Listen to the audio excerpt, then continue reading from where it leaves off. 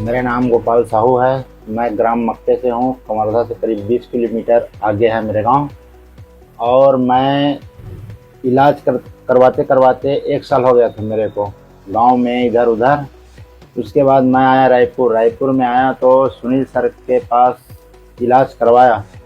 तो मेरे लिए खांसी का जो दवा लिखा था, उससे अभी तक मैं पूरा सही ढंग से ठीक हो गया।